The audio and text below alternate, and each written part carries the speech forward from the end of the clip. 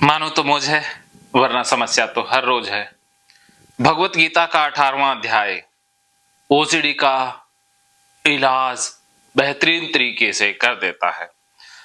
तो पिछले श्लोकों में हमने कर्म फल के बारे में जाना था। फिर से कर्म फल की फिलॉसफी को और गहराई से समझते हैं। भगवान श्री कृष्ण कहते हैं, शरीरधारी किसी भी मनुष्य के द्वारा संपूर्णता से सब कर्मों का त्याग किया जाना शक्य नहीं है। इसलिए जो कर्म फल का त्यागी है वही त्यागी है। यह कहा जाता है कि शरीरधारी जो इंसान है, प्राणी है, वो संपूर्ण कर्मों का त्याग नहीं कर सकता है। कर्म तो उसे करने ही होंगे। आप घर से बाहर निकलना छोड़ देंगे या चीजों को नहीं छुएंगे, इससे क्या है, परेशानी बढ़ जाएगी। क्योंकि आप एक कर्म को छोड़ रहे हो तो दूसरा कर्म पकड़ रहे हो। दूसरा कर्म क्या पकड़ लिया? कुछ न छूना, घर से न निकलना, इस कर्म को पकड़ दिया। तो कृष्ण कहते हैं कि कर्म से फल त्यागना सीखना है। कर्मों से जो फल की कंडीशनिंग हो गई है, अर्थात जो गंदगी से डर लगता है, कुत्ते से डर लगता है, बाहर की वस्तुओं में गंदगी का एहसास होता है, वो जो कंडीशनिंग है उसको त्यागना है। कृष्ण यही बात 18वें अध्याय के 11वें श्लोक में समझा रहे हैं। और 12वें श्लोक में कहते हैं, कर्म फल का त्याग न करने वाले मनुष्यों के कर्मों का तो अच्छा, बुरा और मिला हुआ ऐसे 3 प्रकार का फल मरने के पश्चात अवश्य होता है। जिस बंदे ने कर्मों से फल का त्याग नहीं किया तो उसको मरने के बाद भी तो फल मिलने वाला है। वो कैसा फल मिलेगा? किंतु कर्म फल का त्याग कर देने वाले मनुष्यों के कर्मों का फल किसी काल में नहीं होता। जिस इंसान ने कर्मों से फल को त्याग दिया, उसने सब कुछ त्याग दिया। अब उसका कोई हिसाब किताब नहीं बचता है। जैसे कहते हैं ना, संचित कर्म होते हैं, प्रारब्ध कर्म होते हैं, कि पूर्व कर्म होते हैं, या कुछ भी जो होता है वो तभी तक जुड़ता है जब तक हम फल के लिए काम करते हैं। जैसे आप ओसीडी में कर्मों का जो भंडार है वो बढ़ा रहे हो। जैसे आपने समझा ना, डेटा कैसे बढ़ता है कि आप रोज हाथ धो रहे हो, रोज सफाई कर रहे हो, इससे डेटा बढ़ रहा है, अर्थात कर्मों का संचय हो रहा है।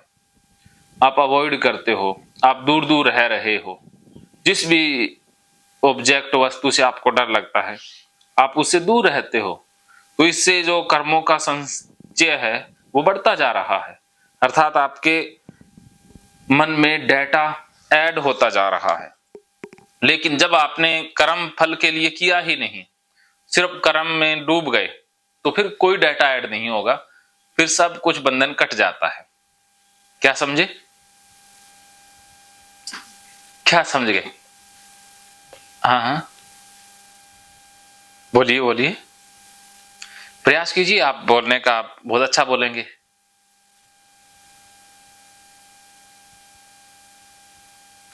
वैसे समझ तो आ रहा है ना? क्या समझ आ रहा है? हाँ, ये आ गया। ये तो बताना ही होगा। तो ओसीडी में फिर क्या गलतियां कर रहे थे? कर्मों का भंडार कैसे बढ़ रहा था? वो फल की, हाँ, फल के लिए। फल क्या था? सफाई की चाह, गंदगी फैलनी ही नहीं चाहिए, सफाई ही रहनी चाहिए। हम अगर सफाई नहीं हुई तो हम घर से बाहर ही नहीं जाएंगे, गंदगी है इसलिए घर से बाहर नहीं जा रहे। तो ये सारे कर्म ये फल के लिए हो रहे हैं, इससे डेटा ऐड हो रहा है। वो डेटा डिलीट करने के लिए क्या करना है? हाँ हाँ, सीखा था ना? क्या सीखा था प्रिया जी? डेटा डिलीट करने के लिए क्या तरीका है?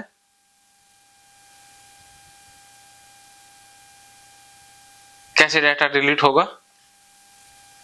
डेटा डिलीट होगा प्रैक्टिकल करने से, गाली थेरेपी से और सामना करने से। तो कृष्ण सामना करना किसे कह रहे हैं? कि फल को त्याग दो। कि फल त्यागना ही सामना करना है ना, कि जो इच्छा है, फल की इच्छा है, उसे छोड़ दो।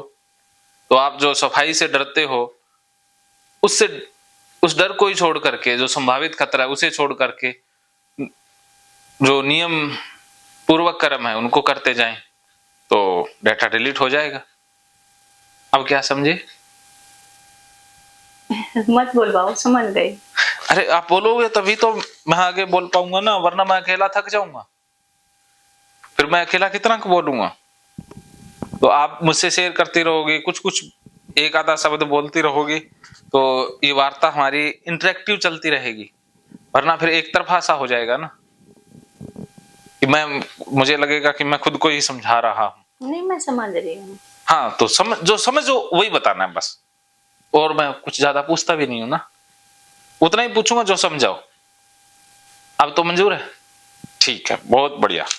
तो भगवान श्री कृष्ण यही कहते हैं कि जो कर्म हम बिना फल के करेंगे उनका कोई हिसाब किताब नहीं है, अर्थात वो ऐड ही नहीं होते, वो काउंट ही नहीं होते। और 13वें श्लोक में कहते हैं, हे महाभाव, संपूर्ण कर्मों की सिद्धि के ये 5 हेतु कर्मों का अंत करने के लिए उपाय बताने वाले सांख्य शास्त्र कहे गए हैं, उनको तू मुझसे भली भांति सुन। कि संपूर्ण कर्मों की सिद्धि के ये 5 हेतु कर्मों का अंत करने के लिए उपाय बताने वाले सांख्य के कुछ उपाय हैं, वो मुझसे सुन। अब उपाय कृष्ण क्या बता रहे हैं? 14वें श्लोक में बताते हैं, इस विषय में, अर्थात कर्मों की सिद्धि जिनके आश्रय कर्म किए जाएं उसका नाम अधिष्ठान है। भी कर्मों की सिद्धि में अधिष्ठान भी जिसके लिए कर्म करते हैं, अधिष्ठान। तो यहां पर हमारे लिए सफाई अधिष्ठान है। और कर्ता तथा भिन्न भिन्न प्रकार के करण, जिन जिन इंद्रियों तथा साधनों के द्वारा कर्म किए जाते हैं उनका नाम करण है। करण क्या है? जिनके द्वारा कर्म किया जाता है, अर्थात आप हाथों से पैरों से कर्म करती हो, या कई बार हम भाव से विचार से भी कर्म करते हैं।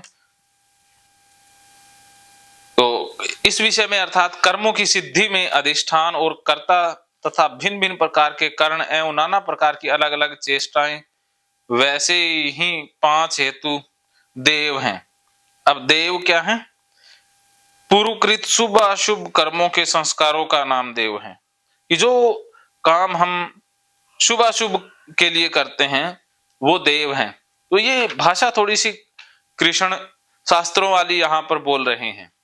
तो हमारे लिए इतना ही है कि हम कर्मों से फल हटा दें, बस। बात घूम फिर कर यही कृष्ण कहने वाले हैं कि कर्मों से फल को हटाना है। और 15वें श्लोक में कहते हैं, मनुष्य मन वाणी और शरीर से शास्त्रानुकूल अथवा विपरीत जो भी कर्म करता है उसके ये 5 कारण हैं। कि हम कारण क्या है? ये अधिष्ठान तो जिसके लिए हम कर्म करते हैं, और करते किसके द्वारा है? वो कर्ण है। तो कर्ण क्या बताएं कृष्ण ने? कर्ण बताया, पहला मनुष्य मन से कर्म करता है, वाणी से। मनुष्य मन अर्थात हम विचार सोचते हैं, मन में जो विचार आ रहा है वो भी एक कर्म है। और वाणी, बोल के शब्दों से जो कर्म किया जाता है। अब जैसे किसी के प्रति हम दुर्भावना रखते हैं, वो भी कर्म हुआ। किसी के प्रति अच्छी सोच रखते हैं, ये बहुत अच्छा इंसान है, तो ये भी विचारों का कर्म हुआ। और किसी को गाली देते हैं, ये भी वाणी का कर्म है।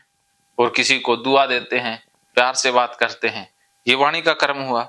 शरीर से कि किसी को थप्पड़ मार देते हैं, वो भी शरीर का कर्म हुआ। तो इसी प्रकार हम शरीर से भी कर्म करते हैं, मन से भी और वाणी से भी।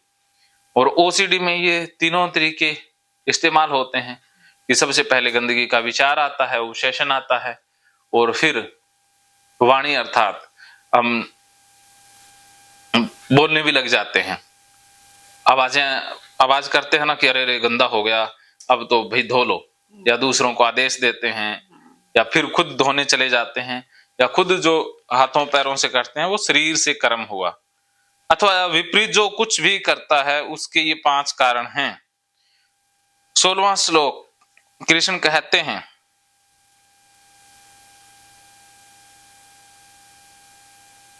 परंतु ऐसा होने पर भी जो मनुष्य अशुद्ध बुद्धि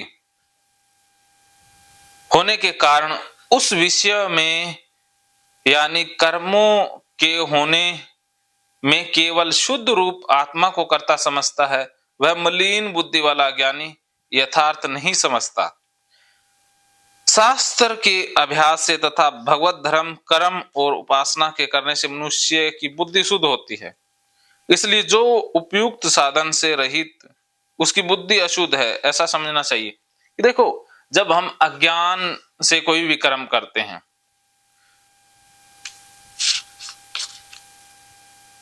और अज्ञानता के वश हम कर्म करते हैं, वो